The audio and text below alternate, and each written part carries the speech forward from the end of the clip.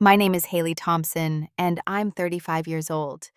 As a senior executive at a financial firm, I thought the ultimate gift for my parents' 40th anniversary would be a luxury European vacation. I spent months planning every perfect detail. But when I arrived to drive them to the airport, my mother smiled sweetly and said, "Your sister needed some rest, so we decided to take her instead." I didn't say anything. However, what happened next changed our family forever. If you're watching this, drop a comment telling me where you're from, hit that like button, and subscribe to follow my journey of setting boundaries and finding self-worth. I grew up in a modest suburban home outside of Chicago, the firstborn daughter to Robert and Linda Wilson. Our family seemed picture perfect from the outside. Hardworking father, devoted mother, and two daughters who supposedly had equal opportunities in life. But the reality within our four walls told a different story. From early childhood, the differences in how my parents treated me and my younger sister Jessica were subtle but unmistakable. While I was expected to earn my allowance through chores and maintain perfect grades, Jessica received money just for asking and got comforting talks rather than lectures when she brought home C's and D's. When I questioned this disparity, my mother would sigh and explain, "Your sister is more sensitive than you, Haley. You're our strong one." Being the strong one meant I learned self-reliance early. I got my first job at 16, working weekends at the local bookstore, saving every dollar toward college. Meanwhile, Jessica spent her teenage years socializing and shopping with our mother's credit card. When college applications came around, I applied for every scholarship possible, eventually securing enough to cover half my tuition at Northwestern University. For the remainder, I took out student loans that would take me 8 years to repay. Jessica, on the other hand, attended 3 different colleges over 6 years, changing majors repeatedly, while our parents funded every transition without question. She eventually graduated with a communications degree from a private university, fully paid for by our parents, including a furnished apartment near campus. The pattern continued into adulthood. While I moved to a tiny studio apartment and ate ramen to make my entry-level financial analyst salary stretch, Jessica bounced between careers: marketing assistant, yoga instructor, aspiring food blogger, never staying anywhere longer than 8 months. Each time she quit, our parents would cushion her financially until she found her next passion. Despite this imbalance, I maintained a relationship with my family. Sunday dinners became our tradition, though these gatherings often centered around Jessica's latest life crisis or career change. My promotions were achievements, and eventually my director position were acknowledged with quick congratulations before conversation shifted back to Jessica's needs. "We don't worry about you, Haley," my father would say. "You've always landed on your feet." By 35, I had climbed to a senior executive position at Anderson Financial Partners. My salary had reached well into 6 figures. I owned a beautiful condominium downtown with views of Lake Michigan, and I had investments that would secure my retirement. These accomplishments came through years of 60-hour work weeks, sacrificed vacations, and relentless networking. Jessica, now 32, had just lost her sixth job in 4 years. This time she'd been let go from a boutique PR firm for not being a culture fit, which I later learned meant consistently arriving late and missing deadlines. As usual, our parents rallied around her, inviting her for extended stays at their house and sending her encouraging text messages daily. During one Sunday dinner, while Jessica was upstairs napping after what my mother described as an emotionally draining week, I noticed my parents exchanging worried glances. "Is something wrong?" I asked, helping my mother clear the dishes. "We're just concerned about Jessica's mental health," my mother replied. "Being unemployed again has really taken a toll on her self-esteem." My father nodded gravely. "We wish we could do something special for her, give her something to look forward to." "And yourselves too," I added. "Your 40th anniversary is coming up. Have you thought about celebrating?" They exchanged another look, this one tinged with disappointment. "We had talked about maybe driving to Michigan for a weekend," my father said. "But with helping Jessica with her rent this month, we should probably just stay home." That conversation planted a seed in my mind. My parents had never taken a proper vacation outside of the country. My father had spent 40 years working for the same manufacturing company, taking modest one-week vacations to Wisconsin or Michigan cabins. My mother had been a school administrator who never took time off during summers because she needed the extra income from summer school programs. They had sacrificed so much for us, even if those sacrifices weren't always distributed equally.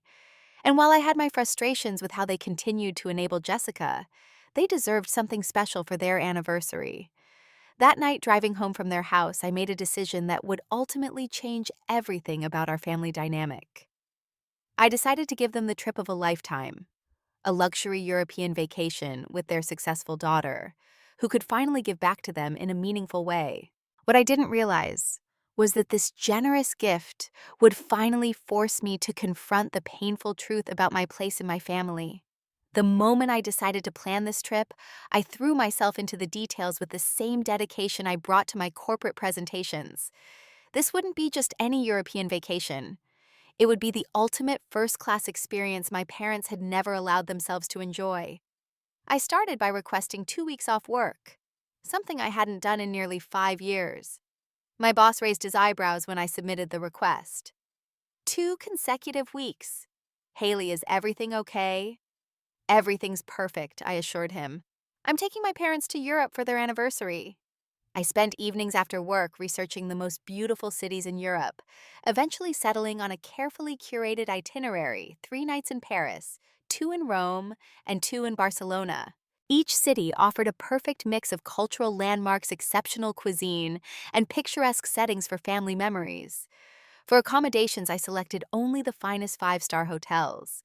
In Paris, I booked a suite at Le Meurice with Eiffel Tower views. In Rome, a luxury room at Hotel de Russie with its magnificent gardens. And in Barcelona, accommodations at the waterfront Hotel Arts with panoramic Mediterranean vistas. Transportation was equally premium. Business class flights on Air France would ensure my parents began their European adventure in comfort.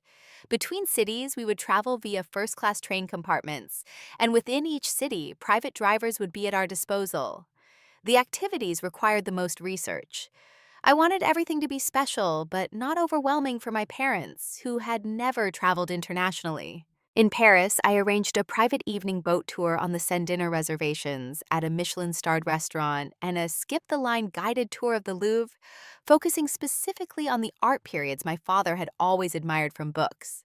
For Rome, I scheduled a private after-hours tour of the Vatican museums, a cooking class with an Italian grandmother in Trastevere, and dinner at a restaurant where my mother's favorite romantic movie had filmed a scene. Barcelona would include a private flamenco lesson, tickets to a Spanish guitar concert, and a guided tour of Gaudi's architectural masterpieces. The price tag for this meticulously planned vacation was staggering, nearly $25,000. It represented my entire annual bonus and a portion of my savings, but seeing my parents experience European luxury seemed worth every penny. When all the arrangements were confirmed, I created a leather-bound itinerary book with each day's activities, restaurant recommendations, historical information about sites we'd visit, and photos of our accommodations. I wrapped it in silver anniversary paper and prepared to surprise them. The Sunday before their anniversary, I arrived at dinner with a bottle of champagne and the wrap package. After pouring glasses for everyone, including Jessica, who was temporarily living with them again, I made a toast. To 40 amazing years of marriage, I said, raising my glass. Mom and Dad, your love and commitment have been an inspiration. And to celebrate, I want to give you something special. I handed them the package, watching as my mother carefully removed the wrapping paper. Her eyes widened as she opened the itinerary book. "What is this?" she asked, flipping through the glossy pages. "It's a luxury European vacation," I explained, unable to contain my excitement. 1 week, 3 countries, five-star everything. And I'm taking you both in exactly 1 month. My father's mouth fell open as he looked at the business class flight tickets. Haley, this must have cost a fortune. You deserve it, I said simply. You've both worked so hard your entire lives. It's time you experience the world in style. My mother wiped away tears as she examined the hotel photos. I can't believe this. We've never stayed anywhere this fancy. As my parents flipped through the itinerary, exclaiming over each detail, I noticed Jessica sitting silently, her expression darkening with each turn of the page. Finally, she stood abruptly. I need some water, she announced, walking to the kitchen. I followed her, finding her leaning against the counter, arms crossed. "Everything okay?" I asked. "Sure," she replied, not meeting my eyes. "It's a nice gift. Very generous of Ms. Executive." I chose to ignore the passive-aggressive tone. "They deserve it, don't you think?" Jessica shrugged. "I guess. Though it seems a little showy to me. Not everyone needs luxury hotels and business-class flights. It's a special occasion," I replied evenly. "And it's not about showing off. It's about giving them experiences they'd never give themselves." Jessica filled a glass with water, still avoiding eye contact. Well, lucky them getting whisked away by their successful daughter. I returned to the dining room where my parents were still marveling over the itinerary. The next several hours were spent discussing the trip with my mother, practicing her limited French phrases, and my father asking detailed questions about the historical sites we would visit. Throughout the evening, I couldn't help noticing my mother occasionally glancing toward the kitchen, where Jessica remained for much of the conversation. I dismissed the observation, too caught up in my parents' apparent excitement to recognize it as the first warning sign of what was to come. In the weeks that followed, I sent my parents information about appropriate clothing for European spring weather international phone plans, and even a lightweight luggage set to replace their decades-old suitcases. I took personal satisfaction in each preparation detail, imagining the memories we would create together. Perhaps this trip would finally be an opportunity for my parents to see me, really see me, as the devoted daughter I had always been, despite not being the one who needed their constant attention and support. What I didn't realize then was that I was setting myself up for the most painful lesson of my adult life. About 2 weeks before our scheduled departure, I began noticing subtle shifts in my parents' behavior regarding the trip. The initial excitement seemed to have dimmed considerably, replaced by vague responses and changed subjects when I brought up specific details. During a phone call with my mother to confirm their passport information for the hotel registrations, she seemed distracted. "Mom, do you have Dad's passport there? I need to verify the number." "Oh, I think it's somewhere in his office. Can I just text it to you later?" "Sure, but I need it today to confirm the hotel in Barcelona." There was a pause. "Haley, about the hotels, is there any flexibility with the reservations? Like, could the names be changed if necessary?" The question struck me as odd, but I assumed they might be thinking of the correct spelling of their names. "The reservations are under my name since I paid for everything, so there's no issue there." "Why do you ask?" "No reason," she said quickly. "Just wondering how these luxury places handle things." Later that week, my father called with another unusual question. "Haley, for those tours you booked, is there any kind of refund if someone can't make it? Why are you worried about getting tired during the day? I've built in rest time each afternoon, Dad." No, just curious about how these expensive bookings work," he said, his tone unnaturally casual. I should have recognized these questions as red flags, but I was preoccupied with finalizing details at work before my absence. The project I was leading had hit some unexpected complications, requiring late nights and early mornings to ensure everything would run smoothly while I was gone. A week before the trip, I stopped by my parents' house to drop off travel adapters I'd purchased for them. Jessica answered the door looking more relaxed than I'd seen her in months. "Hey there, travel agent," she said with a smirk. "Mom and Dad are in the backyard." As I walked through the house, I noticed a travel guide to Europe open on the coffee table. Curious, I picked it up and found several pages dog-eared, specifically pages about shopping districts and nightlife areas, neither of which had been priorities in the itinerary I'd planned with my parents' interests in mind. In the backyard, I found my parents discussing something intently, but they stopped abruptly when they saw me. "Haley, we didn't hear you come in," my mother said, standing up quickly.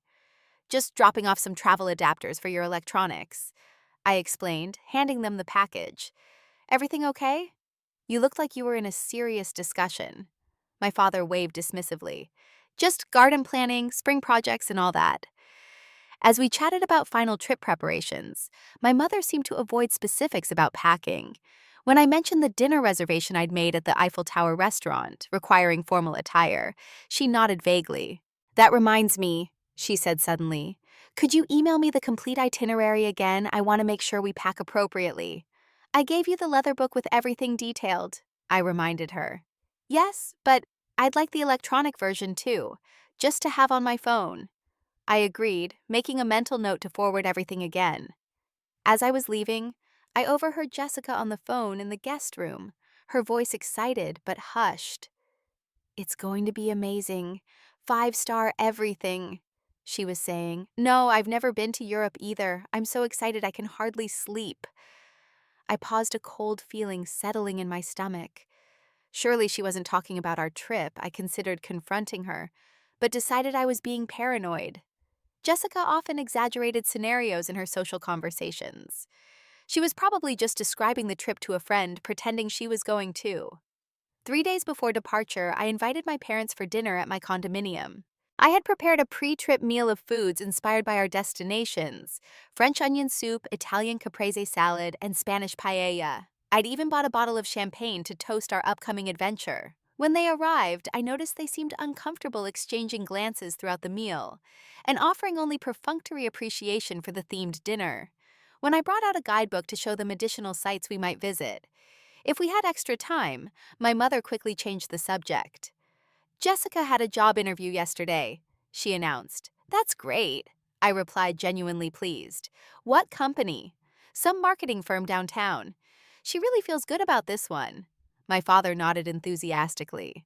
"They specifically mentioned her creativity and energy in the first interview. She has a second one scheduled for next week." I found it odd that they were focusing on Jessica's job prospects just days before our international trip, but I attributed it to their perpetual concern for her welfare. "That's promising," I said, steering the conversation back. "Now, about our first evening in Paris." But they seemed determined to discuss Jessica mentioning how the job rejection had affected her self-esteem and how much she needed a win in her life. By the end of the evening, we had barely discussed the trip at all. As they were leaving, my mother hugged me tightly. "You're such a thoughtful daughter, Haley," she said. "So successful and independent." Something in her tone made me uneasy, but I pushed the feeling aside, focusing instead on the final preparations for what I still believed would be a wonderful family experience. The night before our departure, I received a text from my mother asking if I could pick them up earlier than planned at 800 a.m. rather than 1000 a.m. "We'd like to have extra time at the airport," she explained. "International flights and all." I adjusted my schedule accordingly, too excited about our imminent adventure to question the change. Little did I know that those 2 extra hours would give my parents exactly the time they needed to deliver the most hurtful revelation of my life. The morning of our departure arrived with perfect spring weather, sunshine and blue skies that seemed to promise an amazing journey ahead. I had been too excited to sleep much, waking at 500 a.m. to double-check my luggage and review our itinerary one last time. Everything was perfectly arranged, our documents organized in a travel folio currency, already exchanged for euros, and small gifts packed for our various tour guides. I wore a comfortable but stylish travel outfit I'd selected specifically for the long flight: tailored black pants, a soft cashmere sweater, and leather loafers that would be easy to slip off during the flight. My luggage was a matching set I'd splurged on just for this occasion, wanting everything about this gift to feel special and premium. At precisely 7:45 a.m., I pulled into my parents' driveway, my heart light with anticipation. I noticed immediately that there were 3 suitcases by the front door instead of 2, but I rationalized that perhaps my mother had decided to bring an extra bag for souvenirs. My parents were notorious overpackers after all. When I rang the doorbell, Jessica answered wearing what was unmistakably a travel outfit: comfortable joggers, a long-sleeve t-shirt, and sneakers. She had a neck pillow around her shoulders. "Morning, sis," she said with a smile that didn't reach her eyes. "They're just finishing up breakfast." Confused, I stepped into the house. "Why are you dressed like that? Are you driving with us to the airport?" Before she could answer, my parents emerged from the kitchen. My mother was pulling the small carry-on suitcase, and my father carried a backpack with a travel pillow, identical to Jessica's, sticking out from the side. "Good morning, honey," my mother said, her voice overly bright. "You're right on time." "What's going on?" I asked, looking between the three of them. "Why does Jessica have a neck pillow?" My parents exchanged that familiar glance I'd seen countless times throughout my childhood. the one that preceded uncomfortable conversations about why Jessica needed special treatment. Haley, my father began clearing his throat, we need to tell you something about the trip. We've made a slight change of plans. My mother continued, reaching out to touch my arm. I stepped back instinctively. What change? Jessica at least had the decency to look at the floor as my mother delivered the news that would shatter my heart. Your sister has been going through such a difficult time with her job situation. The stress has really been affecting her health. She's had trouble sleeping, barely eating. My father nodded solemnly. The doctor even suggested she might be developing anxiety disorder. What does this have to do with our trip? I asked, though the sinking feeling in my stomach told me I already knew. My mother smiled that placating smile I knew all too well. Your sister needed some rest, so we decided to take her instead. The words hit me like a physical blow. I stared at them, waiting for someone to laugh and tell me it was a terrible joke. You're not serious, I finally managed.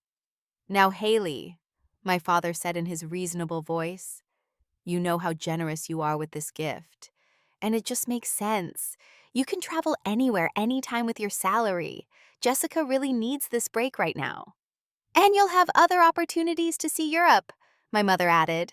You travel for business sometimes, don't you? Jessica finally looked up, her expression a mixture of guilt and defiance. I've never been outside the country before. This could really help me reset and figure out my next career move. I stood frozen, unable to process what was happening. The trip I had planned for months, saved for, and dreamed about sharing with my parents was being handed to my unemployed sister without even a proper discussion. Did you even consider discussing this with me first? I asked, my voice barely above a whisper. My mother looked surprised. We didn't think you'd mind, honey. You're always so understanding about these things. Besides, my father added, all the bookings are made. It would be a waste to change plans now. Jessica took a step forward. I really appreciate this, Haley. I know how much planning you put into it. Something inside me went very still and cold. I didn't say anything for several long moments. I simply looked at each of their faces, finally seeing with perfect clarity the dynamic that had shaped our family for decades. I'm taking you all to the airport now, I said, finally my voice calm and controlled. Let's get your luggage loaded. My mother looked relieved. I knew you'd understand, sweetie. You always do.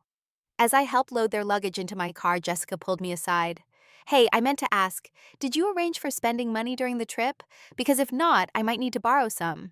Being unemployed and all. I looked at my sister, 32 years old and still expecting handouts, and felt a clarity I had never experienced before. The trip includes all accommodations, transportation, and guided tours, I said evenly. Meals at specific restaurants are also covered. Anything beyond that is your responsibility. Jessica's face fell slightly. Oh, okay. I just thought since you arranged everything else. I turned away without responding and got into the driver's seat. As we pulled out of the driveway, I glanced in the rearview mirror at my parents sitting close together in the back seat, whispering to each other while Jessica scrolled through her phone beside me. I didn't say anything for the entire 40-minute drive to O'Hare International Airport. Inside, a storm of emotions was building. Hurt, betrayal, anger, and beneath it all, a dawning realization that this moment had been inevitable. All my life, I had been working to earn the love and approval that was freely given to Jessica. All my achievements, my financial success, my independence, none of it had changed the fundamental truth that in my parents' eyes, Jessica would always come first. As we approached the airport, I made a decision that would change everything. The drive to O'Hare International Airport felt like the longest 40 minutes of my life. I maintained a perfect poker face while navigating through Chicago's morning traffic, even as my mind raced with hurt and disbelief. My parents chatted excitedly in the back seat about the Eiffel Tower and the Colosseum, while Jessica scrolled through Instagram posts of European destinations on her phone. Did you know the Vatican has its own country inside Rome? My father asked no one in particular. I've been reading about it in that guidebook you gave us, Haley. And the food in Barcelona is supposed to be amazing, my mother added. All that seafood and those little tapas things. I nodded mechanically, my hands gripping the steering wheel so tightly my knuckles turned white. Every enthusiastic comment twisted the knife deeper, reminding me that they would be enjoying all the experiences I had so carefully planned without me. As we pulled into the departure terminal, Jessica turned to me with an almost sympathetic expression. "It's really sweet how much effort you put into planning this. Mom showed me the itinerary book, super detailed." The casual way she referenced the leather-bound itinerary I had created with such care made something shift inside me. A lifetime of being the responsible one, the understanding one, the one who didn't need attention or support because I was strong and independent, crystallized into a single moment of absolute clarity. I parked in the short-term lot rather than the departure drop-off, explaining that I would help them check in for their international flight. My parents exchanged surprised glances, but didn't object. Inside the bustling international terminal, I led them to the Air France counter, where a professionally dressed agent greeted us with a smile. "Good morning. How can I help you today?" I stepped forward, passport and confirmation details in hand. "Good morning. I have business class reservations for Wilson. A party of 3. The agent typed into her computer. "Yes, I see that. Paris, with connections to Rome and Barcelona, returning next Sunday." "That's correct," I confirmed. "I need to make a change to the reservations." My mother stepped closer, her expression curious. "What change, honey?" I turned to look directly at my family. My parents, who had always prioritized Jessica and my sister, who had come to expect it as her due, and felt a sudden liberating calm. "I need to cancel all the hotel reservations, tour bookings, and airport transfers associated with this itinerary," I said clearly. The agent looked up confused. "All of them, ma'am. All except the flights," I confirmed. Jessica's mouth fell open. "What are you doing?" "Adjusting my gift to match the circumstances," I replied evenly. My father stepped forward, his face flushing. "Haley, stop this nonsense. You can't cancel everything." "Actually, I can," I said. "Every reservation is under my name and paid for with my credit card." The agent, sensing family tension, lowered her voice. "Ms. Wilson, are you sure you want to cancel all these reservations?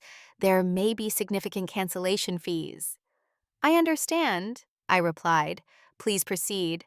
My mother grabbed my arm. "Haley, this is childish. If you're upset that we're taking Jessica instead of you, we can discuss this like adults." I gently removed her hand. "I am being an adult. I planned and paid for a trip to share with my parents. You decided to take Jessica instead without discussing it with me, so I'm adjusting the gift accordingly." "But what about the hotels, the tours, everything you planned?" my father demanded, his voice rising. "The flights are paid for. You'll arrive in Europe as scheduled. What happens after that is up to you." Jessica's face had transformed from shock to outrage. "You can't do this. We don't know anything about getting around in Europe." "We don't speak the languages. Neither do I pointed out. "That's why I spent months researching and planning everything. You're all intelligent people. I'm sure you can figure it out." The agent completed the cancellations and looked up uncomfortably. "The flight reservations are still confirmed. Would you like me to proceed with check-in?" "Yes, please," I said calmly. 3 passengers. As the agent processed their boarding passes, my mother began to cry those manipulative tears I'd seen deployed so effectively throughout my childhood, whenever she wanted to get her way. "How could you do this to your own family?" she asked, dabbing at her eyes. "After everything we've done for you." The irony of her statement was so profound I almost laughed. "That's exactly it, Mom. What have you done for me? When was the last time you put me first? When was the last time you considered my feelings before Jessica's?" My father put his arm around my mother's shoulders. "Now you're just being selfish. Your sister needs this trip more than you do." "Then she should have planned and paid for it herself," I replied. "Or you should have. But you decided to take my gift and repurpose it without even asking me. So now you get to experience what planning a European vacation actually entails." The agent, clearly uncomfortable, handed over their boarding passes. "You're all checked in. Boarding begins in 2 hours at gate K12. Jessica snatched her boarding pass, her face contorted with anger.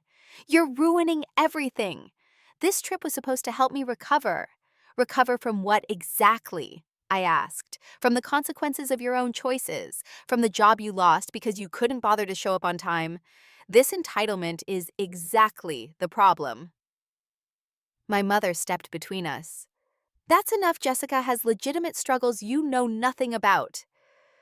Because your struggles have never counted, my father added, pointing a finger at me.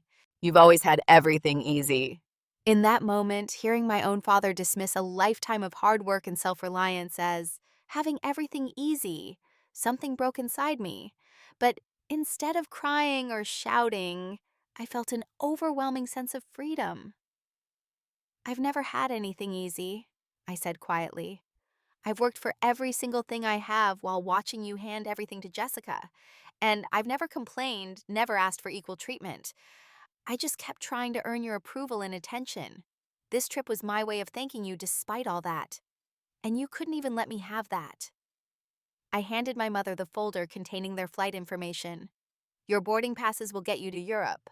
What happens after that is up to you. You need to call and reinstate those reservations right now, my father demanded.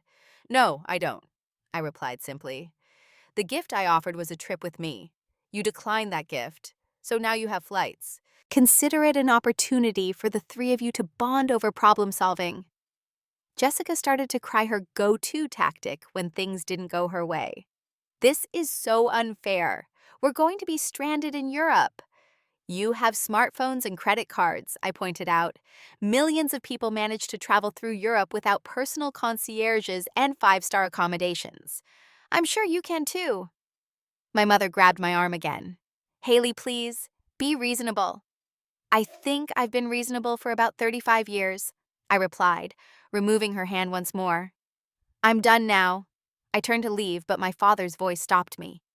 If you walk away now, don't expect things to be the same when we get back. I looked back at them. My mother tearfully clutching her boarding pass, my father red-faced with anger, and Jessica already typing furiously on her phone, probably trying to figure out last-minute hotel options. I'm counting on it, I said quietly, and walked away. As I exited the airport and returned to my car, I felt neither triumph nor satisfaction, just a profound sadness for what my family could have been, and the crushing realization that it never would be. But beneath that sadness was something new and fragile, the first stirrings of self-respect, and the knowledge that I had finally stood up for myself. The $25,000 lesson had been expensive, but its value was immeasurable. Driving away from the airport, I expected to feel immediate relief or vindication. Instead, a numbness settled over me, followed by waves of doubt. Had I overreacted? Was I the selfish one, as my parents had claimed? For 35 years, I had been conditioned to put others' needs before my own, to accept less than I deserved to be the reasonable one, who never caused problems. I called my office and told them I wouldn't be taking my planned vacation after all. My assistant sounded confused. But everything's arranged for your absence. Martin's covering your clients, and the Thompson proposal is already reassigned. Plans changed, I said simply. I'll be in tomorrow. That night in my empty condo, staring at the packed suitcase I hadn't bothered to unpack, reality crashed down on me. I had just spent $25,000 on flights to Europe for my ungrateful family. I had canceled luxury accommodations and carefully planned experiences out of spite. And now, I was alone with 2 weeks of approved vacation time and nowhere to go. The old Haley would have gone to work, buried herself in projects, and pretended everything was fine. But something fundamental had shifted. I couldn't go back to being the person who silently accepted scraps of attention and affection. On impulse, I opened my laptop and searched for cabin rentals. 3 hours later, I had booked a remote lakeside cabin in northern Michigan for 10 days. The following morning, I repacked my suitcase, adding hiking boots and comfortable clothes, instead of the business casual and evening wear I'd planned for Europe. The 4-hour drive north gave me time to think. With each mile that took me farther from Chicago, from my parents' expectations, from my sister's entitlement, I felt layers of resentment and hurt begin to peel away. By the time I reached the wooden cabin nestled among pine trees overlooking a serene lake, I was ready to confront decades of family dynamics I had accepted as normal. The cabin was rustic, but comfortable, with a stone fireplace, a small kitchen, and a deck facing the water. No luxury European hotel, but somehow exactly what I needed. That first evening, sitting on the deck with a glass of wine watching the sunset reflect on the lake, I allowed myself to really feel the hurt of what had happened. My parents had taken my thoughtful, expensive gift and casually given it to Jessica without even considering how it would affect me. They had dismissed my feelings, belittled my work ethic, and taken for granted that I would simply accept their decision because I always had. I opened my journal and began writing, chronicling patterns I had never allowed myself to fully acknowledge. Age 12. Jessica breaking my science project the night before the fair. Parents. She's just jealous of how smart you are. Be understanding. Age 16. Jessica taking my prom dress without asking and spilling punch on it. Parents. She wanted to look special too. Can't you share? Age 20. Jessica showing up drunk at my college graduation causing a scene. Parents spending the day managing her drama instead of celebrating my achievement. Age 25. Jessica moving into my first apartment temporarily after a breakup, staying 6 months paying no rent. Parents. She's fragile right now. You're so good with money you can handle the extra expense. Age 30. Jessica missing my promotion celebration dinner because she had a date. Parents leaving early to make sure she got home safely. The pattern was undeniable, and seeing it laid out chronologically made me realize how deeply it had shaped my self-worth. I had internalized the message that my achievements didn't matter, that my feelings were secondary, that I existed primarily to support my sister and please my parents. On the third day of my self-imposed retreat, I decided to do something I'd never considered before. I booked an online therapy session. The therapist, Dr. Natalie Banks, listened as I poured out the story of the canceled European trip and the lifetime of inequality that preceded it. What you're describing is a common family dynamic, she explained after I finished. The responsible child versus the problem child. The parents often direct more attention to the child they perceive as needing it more inadvertently, taking the more independent child for granted. But I'm 35, I said. Shouldn't I be over this by now? Dr. Banks smiled gently. Family patterns don't just disappear with age. And it sounds like this trip situation brought decades of resentment to the surface. The question now is, what boundaries do you want to establish going forward? Boundaries. The word resonated deeply. I had spent my entire life without them allowing my family unlimited access to my resources, emotional, financial, and otherwise, while receiving little in return. I don't know how to set boundaries with them, I admitted. They expect me to always give in. Then perhaps it's time to change those expectations, she suggested, not out of anger or revenge, but from a place of self-respect. Over the next several days, I hiked through forests, sat by the lake, and continued journaling. My phone buzzed periodically with text messages from Jessica and my parents. Initially, angry demands that I reinstate the reservations, then guilt-laden appeals about how difficult things were in Europe without proper arrangements. Had to spend $300 on last-minute hotel in Paris. Not nearly as nice as what you booked. How could you do this to us? Jessica wrote, struggling to find English-speaking tour guide at Colosseum. Your father very disappointed came from my mother. I read each message but didn't respond. Instead, I focused on identifying what I actually wanted from these relationships going forward. By the 7th day, I had clarity. I wanted relationships based on mutual respect rather than obligation and guilt. I wanted acknowledgement of my feelings and contributions. I wanted to stop trying to buy love with money and achievements. In the evenings, I began connecting with friends I'd neglected while climbing the corporate ladder. I had a long video call with my college roommate Tara, who now lived in Seattle with her family. I've always wondered about your family dynamic, she admitted after I explained the situation. Remember when your parents visited sophomore year and spent the entire weekend helping Jessica move into her dorm across campus? You just laughed it off, but I remember thinking it was strange they barely spent any time with you. I think I normalized it, I replied. It was easier than admitting how much it hurt. Well, I'm proud of you for standing up for yourself now, Tara said firmly. And for what it's worth, I've always admired your strength and generosity. But sometimes being generous with yourself is just as important. That conversation led to others. I reconnected with colleagues who had become friends with my favorite cousin, who had moved to California with neighbors in my condo building I usually just nodded to in passing. Each connection reinforced what Dr. Banks had suggested in our follow-up session. I had been pouring all my emotional energy into trying to win my parents' approval when I could have been building a chosen family of people who valued me for who I was.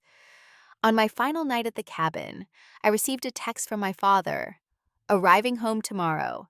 We need to talk about your behavior. Dinner at our house 7 p.m. Sunday. The old Haley would have immediately agreed, prepared apologetic explanations, perhaps even brought an expensive peace offering. The new Haley typed, I'll come at 5 p.m. instead. I have plans at 7. And yes, we do need to talk. Setting that simple boundary, choosing when I would arrive rather than jumping to accommodate their schedule, felt revolutionary. I slept more peacefully that night than I had in years. Before leaving the cabin the next morning, I stood on the deck one last time, looking out at the lake.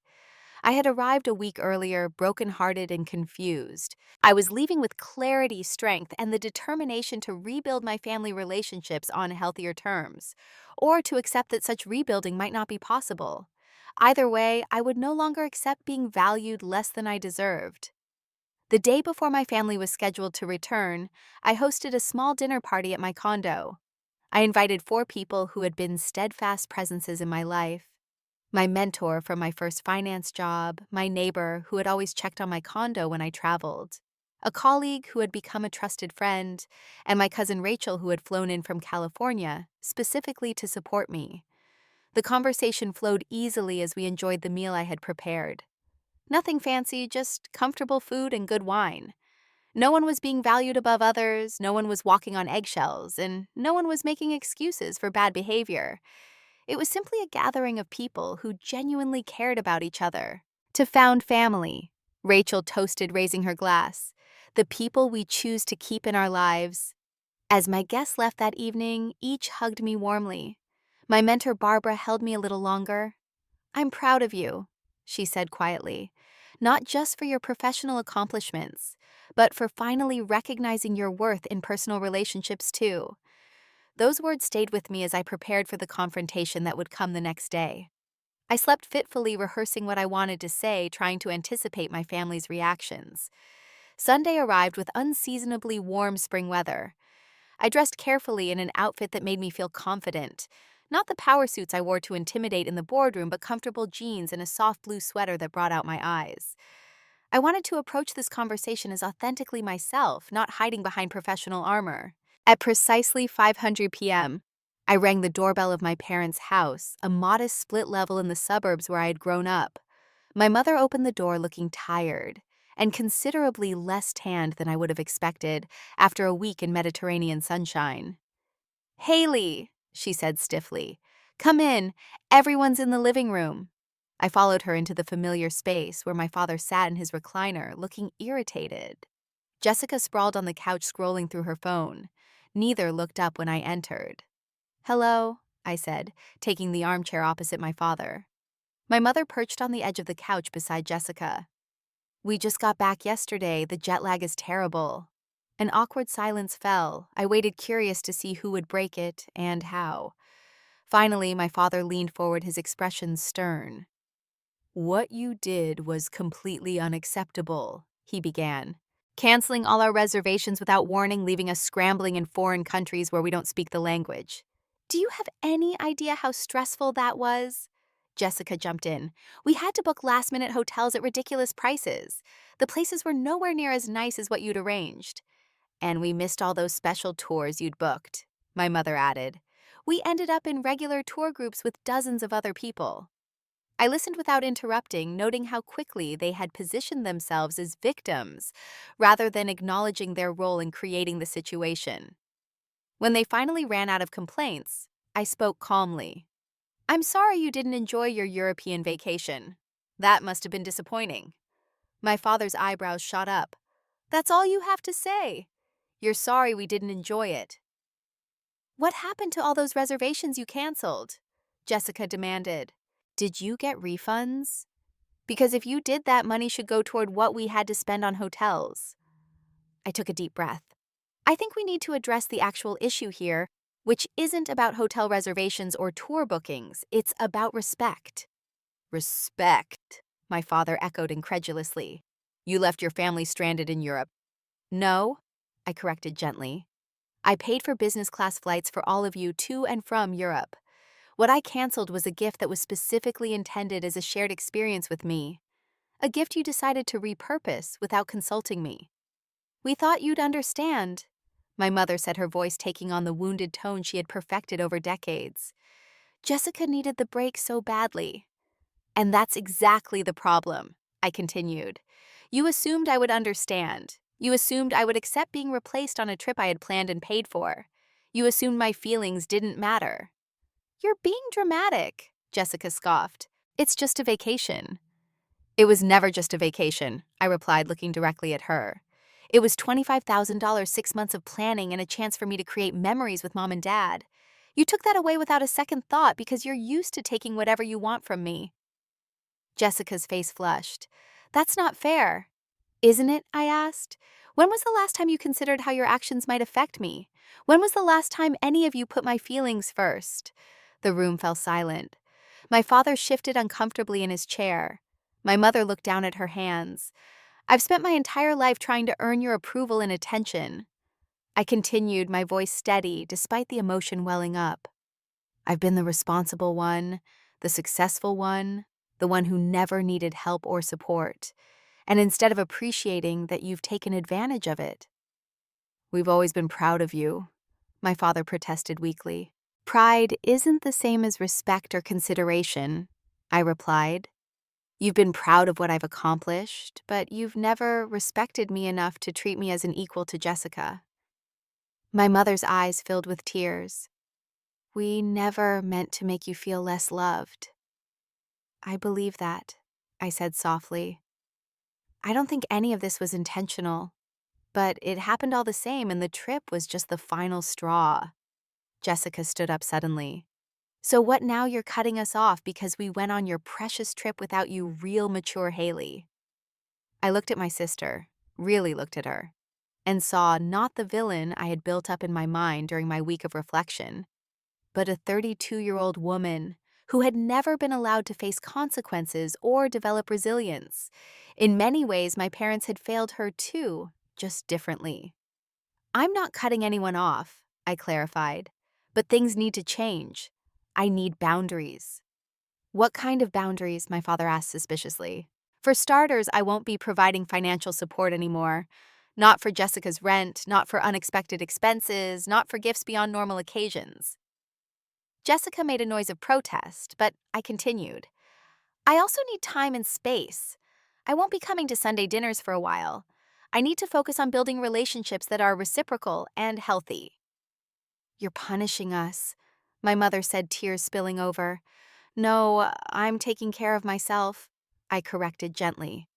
There's a difference. I love all of you, but I don't like how we relate to each other. That needs to change before we can have a healthy relationship. My father stood up, his face flushed with anger. After everything we've done for you.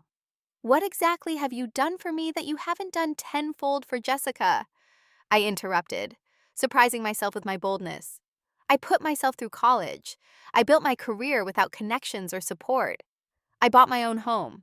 What I needed from you wasn't money or opportunities. It was love and attention equal to what you gave my sister. For perhaps the first time in my life, I saw my father at a loss for words. He sat back down heavily. I stood up knowing I had said what I needed to say. I should go. I have work tomorrow. That's it, Jessica asked. You drop this bomb and just leave. I've said what I needed to say, I replied. The rest is up to all of you. I'm open to building a healthier relationship, but not the way things have been.